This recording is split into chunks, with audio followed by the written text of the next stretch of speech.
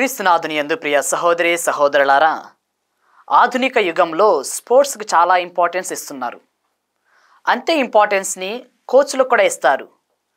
ప్రతి ఆటకు ఒక కోచ్ ఉంటాడు. అతను నేర్పిస్తాడు ఆటగాడిలో ఎటువంటి తప్పొప్పులు ఉన్నాయో, వారు ఎలా చేస్తే ఇంకా బాగా ఆడతారని తెలియజేస్తారు. వాళ్ళ పనే అది. ఈ కోచ్లకు ఆటలో ప్రావీణ్యం నేర్పించినందుకు కూడా కొన్ని కోట్ల రూపాయలు చెల్లిస్తారు. ఏ విధంగా అయితే ఆధునిక యుగంలో ఎంత గొప్ప ఆటగాడికైనా ఒక కోచ్ అవసరమో, ఆధ్యాత్మిక యాగంలో కూడా ఒక భక్తుడికి ఒక కోచ్ అవసరం. మనలో ఉన్న తప్పొప్పులను సరిచేస్తూ సత్యానికి సాక్షులుగా చేయడానికి ఒక వ్యక్తి కావాలి. ఆ వ్యక్తే పరిశుద్ధాత్మ దేవుడు. ప్రియ సహోదరి సహోదరులారా, సత్యాన్ని తెలుసుకోవాలనే ఆకాంక్ష ప్రతి మనిషిలో సహజంగా ఉంటుంది. కాకపోతే అది ఎంత గాఢమైనదో, ఎంత శాశ్వతమైనదో అనేది వ్యక్తిగత అన్వేషణ మీద ఆధారపడి ఉంటుంది. కొందరు యొక్క సత్యాన్ని మతపరంగా, మరికొందరు వ్యక్తిగత అనుభవాల ద్వారా అన్వేషిస్తారు. కాకపోతే క్రైస్తవులమైన మనము యొక్క సత్యాన్ని అనగా క్రీస్తును పరిశుద్ధాత్మ ద్వారా అన్వేషించాలి.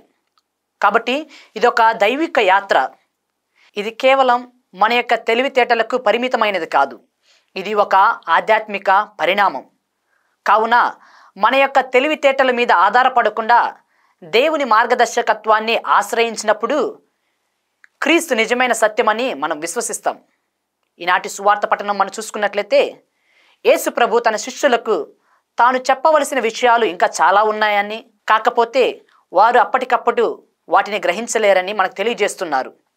కావున యేసు ప్రభు పవిత్రాత్మ దేవుని పంపి తాను వారిని సమస్త సత్యంలోనికి నడిపిస్తాడని హామీ ఇస్తున్నారు.